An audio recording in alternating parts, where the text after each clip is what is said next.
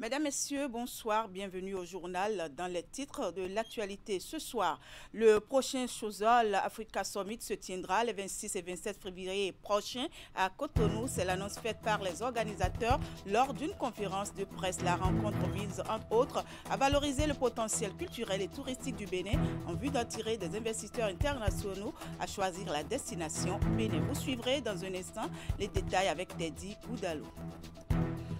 Dont de nouvelles salles de classe équipées en table et bancs au collège d'enseignement général Agégué. C'est un geste de l'association Wemeroué qui vient soulager les élèves de leurs difficiles conditions d'études. L'infrastructure a été inaugurée hier samedi. Reportage à suivre. Et puis nous parlerons également en fin d'édition de l'inauguration de l'annexe de l'Hôtel des Princes dans la commune d'Agbanizou, un cadre nouveau qui offre toutes les commodités. La cérémonie d'inauguration a connu la présence des amis du promoteur, ses proches, le personnel ainsi que les filles et fils de la localité. À nouveau, bonsoir et merci de nous rejoindre sur Canal 3 Bénin. En titre, je l'annonçais, le Bénin accueillera les 26 et 27 février prochains le Chosol Africa Summit, un rendez-vous au cours duquel des investisseurs internationaux et même nationaux séjourneront au Bénin pour réfléchir sur l'avenir économique de l'Afrique. À l'occasion, le potentiel culturel et touristique béninois sera également mis en valeur pour attirer davantage les investisseurs internationaux à choisir la destination Bénin pour leurs activités. À quelques jours du démarrage de cet événement, les organisateurs ont tenu une conférence de presse pour dévoiler le contenu du programme. Teddy Goudalo et Moufid Sagouran. L'événement de taille que Cotonou s'apprête à abriter les 26 et 27 février prochains à nom Chosol Africa Summit. C'est un rendez-vous d'envergure internationale qui rassemble les acteurs du secteur privé, des institutions et des investisseurs nationaux et internationaux. Ceci dans le but de façonner l'avenir économique de l'Afrique de l'Ouest. À travers cette conférence de presse, le programme de cette rencontre est décliné par les principaux organisateurs. J'allais dire que ce sommet est une invitation aussi à découvrir le Bénin en mouvement, où on conjugue quand même ce potentiel économique, cette stabilité, cette ouverture aux partenariats internationaux. Et je pense, je suis convaincu qu'il représente également cette opportunité unique de mettre en lumière tous les atouts que nous avons dans le pays et de renforcer notre attractivité sur la scène internationale.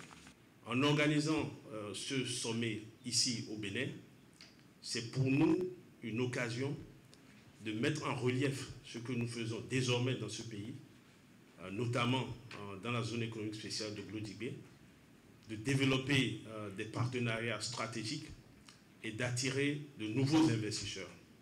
C'est un programme d'échange stratégique et de networking qui est réservé aux participants. Des plénières interactives, des tables rondes, ainsi que des rencontres ciblées vont meubler les 2 jours d'échange. Les thématiques suivantes seront abordées. L'optimisation des chaînes de valeur régionales à travers les infrastructures de transport, de logistique et les accès au numérique, l'agro-industrie comme moteur de croissance et de compétitivité régionale, et bien d'autres. Nous allons également faire découvrir à nos invités notre culture, notre patrimoine touristique, notre patrimoine culturel. Et je voudrais ici indiquer que l'ADAC nous a concocté un programme très intéressant et que le secteur culturel et touristique, notre patrimoine culturel et touristique sont également des secteurs d'importance et stratégiques pour le gouvernement, et que ces secteurs ont aussi besoin de continuer à attirer des investisseurs. Cet événement stratégique réunira à Cotonou plus de 350 décideurs économiques et des personnalités influentes pour analyser les grandes mutations en cours sur le continent. Il est placé sous le signe de la coopération et le dialogue. Dans l'actualité également, c'est un ouf de soulagement pour les élèves du collège d'enseignement général Agégué qui s'asseyaient autrefois dans la poussière pour étudier. Ils ont désormais de nouvelles salles de classe équipées en table et bancs. Le don est de l'association Wemeroué. L'inauguration de ce module de salle de classe a eu lieu hier samedi. Reportage Emar Rodon. Un module de 2 classes plus au bureau directeur nouvellement construit et totalement équipé pour le CG de la cité lacustre des Agégué. C'est un don de la coordination de Wemekwe dans le cadre de la 15e édition de cette fête identitaire des fils et filles de la vallée de l'Ouémé. Ce geste, qui est la manifestation d'une générosité exceptionnelle, répond très parfaitement aux besoins croissants de nos élèves qui s'asseyaient à même le sol dans des salles poussiéreuses. Votre vision et votre engagement sont des sources d'inspiration pour nous tous. Je voudrais souhaiter longue vie à la coordination de Wemekwe. Je voudrais dire plein d'énergie au coordonnateur et à toute son équipe. Merci à tout ce que vous faites pour éclore la vallée de l'Ouémé. En procédant à l'inauguration du joyau, le coordonnateur général de Wemekwe, Antoine Bonou, a d'abord eu une pensée pour le ministre Yves Tchabi-Kwaro qui avait promis être là pour cette inauguration.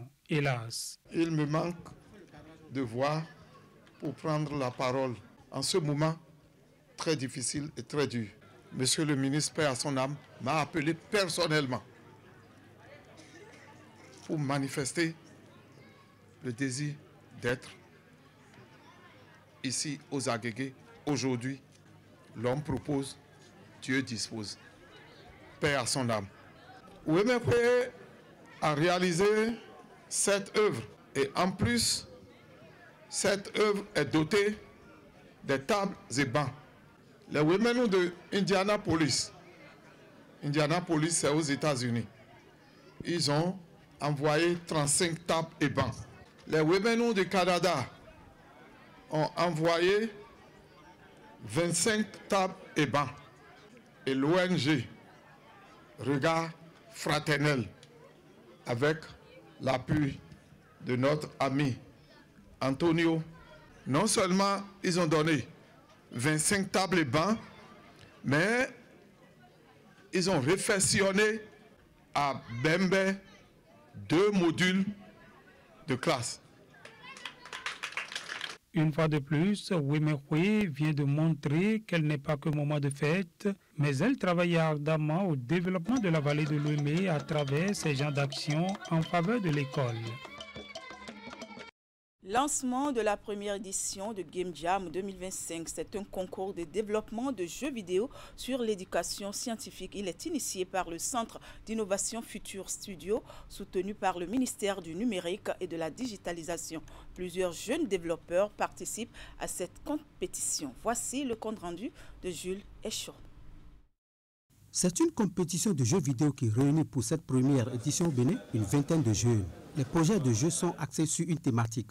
L'éducation scientifique, la Game Jam, soutenue par le ministère du Numérique et de la Digitalisation, vise un objectif spécifique.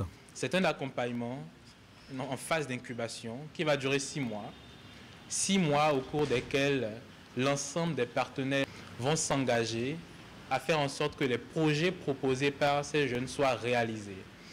Alors l'objectif pour nous au travers de cette phase d'incubation est donc que nous mettions les ressources nécessaires, techniques et financières pour que les projets soient réalisés. Deux, nous allons proposer aux meilleurs talents donc des contrats de stage, soit directement au Futur Studio, donc le centre d'innovation, ou à l'endroit de nos partenaires au Bénin ou ailleurs. Les jeunes développeurs et game designers ont présenté du 17 au 20 février divers projets de jeux autour des thématiques concrètes avec des propositions utiles. Notre projet entrait dans le thème de la vulgarisation scientifique et pensait beaucoup plus à promouvoir ou à vulgariser un peu les différents comportements de la lumière en fonction des milieux et des corps avec lesquels il interagit. Ici, nous utilisons la lumière dans les milieux en la mettant sous plusieurs conditions. Le but, c'est de résoudre des puzzles en utilisant les propriétés de réflexion, de réfraction, de diffraction et de déformation de la lumière en fonction des milieux et des corps avec lesquels il interagit. Oui, il y a eu quelques game jams auparavant, mais ça n'a pas vraiment eu de suite. On venait, on participait, on disait voilà, tel est le meilleur projet, mais il n'y avait pas de suite. Ici, nous avons quand même la possibilité d'être incubés, d'être accompagnés afin de pouvoir réaliser ce qui est un rêve pour la plupart d'entre nous ici, devenir enfin développeur de jeux vidéo et peut-être pouvoir vivre de ça. Donc je pense que c'est quand même une assez belle initiative qu'il faut encourager. Les présélectionnés vont en mars prochain faire la présentation d'une version plus améliorée de leur projet devant un parterre d'experts et les personnalités du pays. Et puis, dans le cadre de la mission d'études au Bénin pour la relance des cantines scolaires au Gabon, une délégation multipartite a visité des cantines scolaires. La délégation, composée des représentants de plusieurs partenaires, dont le Programme alimentaire mondial PAM et le Fonds des Nations Unies pour la population UNFPA, de même que les membres de la mission gabonaise, s'est rendue dans la commune de Boïkon puis celle de Djidja. À chaque étape, il y a eu des échanges avec les différents acteurs impliqués dans la mise en œuvre du programme d'alimentation scolaire. Les précisions avec Imet Hélène Amoussou et Georges Baudoun. L'initiative consiste à offrir un repas chaud par jour aux apprenants des établissements primaires publics. Lancée par le gouvernement, elle vise entre autres à faciliter l'accès et la rétention des enfants à l'école. Le programme d'alimentation scolaire couvre à nos jours 75% des écoles du pays avec plus d'1,25 million écoliers bénéficiaires. Ici à l'école primaire publique de Douimé dans la commune de Djidja ainsi que d'autres dans la commune de Boïkon, les résultats sont patents. À l'école primaire publique de Douimé, la cantine scolaire a transformé le quotidien des élèves. Elle a contribué à l'amélioration du taux de rétention, à la concentration en classe et aux performances académiques. Grâce à la cantine, nous mangeons équilibré, varié et sain. Nous prenons du plaisir à venir à l'école. Accompagné des représentants du Programme alimentaire mondial PAM, du Fonds des Nations Unies pour la population UNFPA et autres partenaires, une délégation gabonaise est sur le terrain en vue de s'imprégner de la mise en œuvre du programme. La descente tient lieu de visites d'études et leur a permis d'échanger avec les divers acteurs impliqués. Une occasion de partage d'expériences qui va leur permettre de s'inspirer du modèle béninois pour expérimenter le programme. Du processus de production, l'approvisionnement des produits à la distribution des repas, tout a été expliqué. Le PAM appuie toujours dans d'autres pays les programmes d'alimentation scolaire, mais l'enthousiasme et l'engagement n'est pas toujours perçu.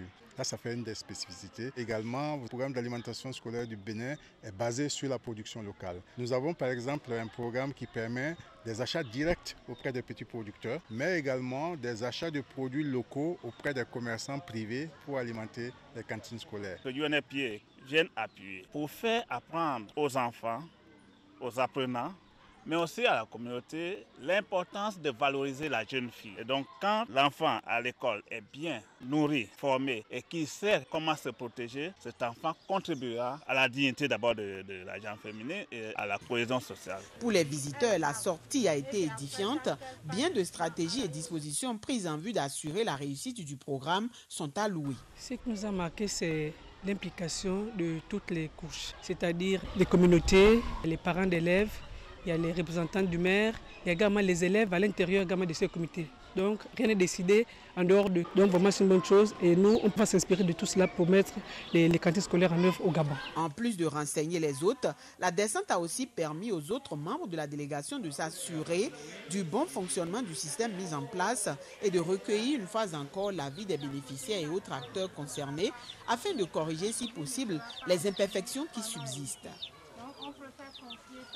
Plus loin, dans le département du Borgou, précisément à l'université de Parakou, s'est tenu jeudi dernier et ce pendant 2 jours un colloque international sur un épisode marquant de l'histoire coloniale, le massacre de Tiaroy qui a eu lieu en 1944. La rencontre qui porte sur Tiaroy 44, 80 ans après, souvenirs et réflexions d'universitaires a réuni des chercheurs historiens et universitaires qui ont analysé les faits, tiré des leçons et évoqué leur impact sur la mémoire collective africaine. Les participants ont à l'occasion réfléchi aux moyens d'immortaliser cette page sombre de l'histoire africaine. Epiphane Chabi et Franck Degla pour le reportage. 80 ans après, le massacre de Tiaroy reste une plaie ouverte dans l'histoire africaine. À l'université de Parakou, ce colloque permet de revenir sur cet événement tragique des tirailleurs sénégalais ayant combattu pour la France future alors qu'ils réclamaient leur solde. Il s'agit de quoi? Il s'agit de massacre des Africains qu'on a massacrés comme des bêtes sauvages. Il faudrait qu'on le sache. Parce que l'important de l'histoire, quand les gens à l'université de l'histoire, ils vont sur cela. Oui, quand vous ne connaissez pas l'histoire, vous ne pourrez jamais l'éviter. des erreurs. Au programme de cette conférence organisée par l'Académie nationale des sciences, Arts et Lettres du Bénin en Salbe, des débats et des témoignages avec la participation d'universités venues de plusieurs horizons. Un rendez-vous essentiel pour interroger l'histoire et éviter que de tels drames ne sombrent dans l'oubli. Face au silence et puis aux mensonges d'État, il a fallu attendre ces dernières années pour que la lumière soit faite sur la situation avec l'Angleterre. Combien sont-ils ceux qui ont été menacés, massacrés ce jour-là? Quelle est leur nationalité? Comment maintenir nos souvenirs? C'est ce que nous allons essayer de comprendre pendant 2 jours à l'université de Parakou. Lorsque le Premier ministre Ousmane Sonko, qui est de la génération de beaucoup d'entre vous ici, lorsque ces messieurs ont dit non au président français pour dire, à partir du moment où vous avez reconnu que les tiareils que vous avez déjà eu à juger pour révéler, à partir du moment où vous reconnaissez enfin qu'ils sont morts pour la France, c'est à nous de voir la suite. Comment on prend la suite? C'est à ça que nous participons. Pendant ces 2 jours que va durer ce colloque, les participants vont réfléchir aux stratégies à mettre en place pour faire la lumière sur ce massacre, mais aussi de trouver des moyens de maintenir ce souvenir dans les annales de l'histoire africaine. Dans un tout autre registre, la 3e édition du Festival international des arts du Bénin, FINAB, a été officiellement lancée vendredi dernier dans la salle rouge du Palais des Congrès de Cotonou. Le FINAB 2025, ce sont 10 jours d'activités riches et variées pour non seulement promouvoir les arts et patrimoines béninois, mais également contribuer à l'essor du tourisme culturel. Le point de la cérémonie d'ouverture avec Jean Tonikpo et Simon Rollon, présenté ici par Jules Echon. Placé sous le terme « Tisser les liens, le narratif africain à travers l'art », le Festival international des arts du Bénin va se dérouler simultanément dans 3 villes, notamment Cotonou, Porto-Novo et Ouidah. Selon le promoteur du FINAB, cette édition marque un tournant, celui de la maturité.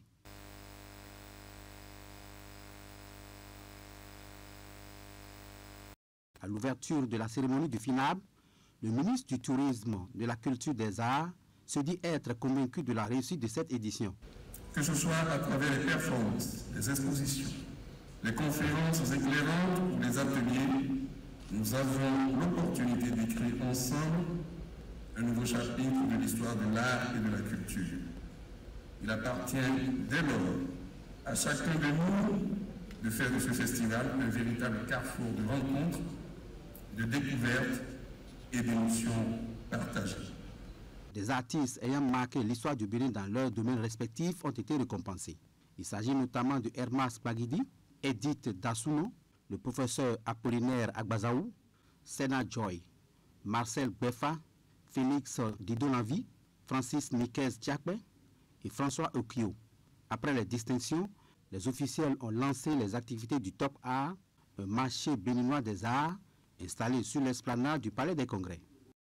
On va finir avec cet élément en titre. L'annexe de l'Hôtel des Princes a ouvert ses portes dans la commune d'Agbanizou. Première du genre, l'infrastructure a été inaugurée au grand bonheur du promoteur, de ses amis et proches, le personnel ainsi que les filles et fils de la commune qui l'accueillent. Elle offre à tous ceux qui désirent s'y rendre des services d'hébergement, de restauration, un cadre de rencontre adéquat ainsi qu'un espace convivial pour le divertissement. La cérémonie d'inauguration a connu la présence de nombreux invités. Plus de détails avec Imet Hélène Moussou et Georges Baudouno.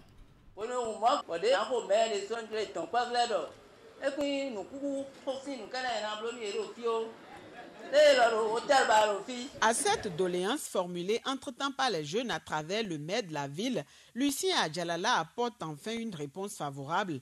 Désormais, l'Hôtel des Princes ouvre également ses portes à Agbanizou. De type R+2, le joyau à l'allure imposante offre aux usagers un cadre idéal pour leur séjour, divertissement et autres manifestations. Une première dans la commune d'Agbaïz où sa mise en service a réuni autour du promoteur proches amis, les invités ainsi que diverses personnalités. Mais Agbaïz ni ve ko fite marché Agbaïz gari akioto hôtel mais gozan jajo akiodo trop ba mi ton ko ena mon hôtel mon coton de Clovia ode mi ablo mon coton vin ba ko de mi tam ko de mi vin esu donc à l'anniversaire mon à lo plaider restaurant de ya me africain me européen. L'hôtel des Princes à Agbaïz, outre la réception, le restaurant et la piscine, c'est aussi des chambres climatisées puis ventilées, 36 au total. Il offre toutes les commodités nécessaires. De par son standing, ses services et le professionnalisme du personnel, cette annexe de l'un des plus grands hôtels de Boycon dispose aussi de 3 salles de conférence. L'immeuble érigé décore notre commune. Quand je vois la prestance, la qualité de l'immeuble, je suis séduit. J'en profite pour remercier l'architecte qui, de main de maître, a su réaliser un plan. L'idée de mon temps pour les réaliser pour et si pombo de Cordoa. À ben ils ont mis go alors dans nos points sans les dire. C'est aussi l'importance de l'hôtel. À ben ils ont vu qu'elle est de fiandoya. Betona going to zome.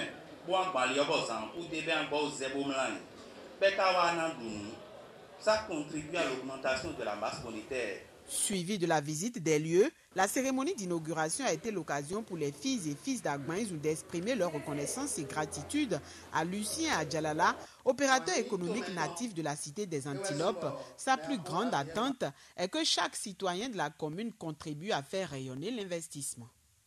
Voilà, mesdames, messieurs, ce sera tout pour cette édition. Merci de l'avoir suivi et merci également à toute l'équipe de préparation, de réalisation et de diffusion. Excellente soirée et bon début de semaine à toutes et à tous. Bonne suite des programmes sur Canal 3 Bénin. Au revoir.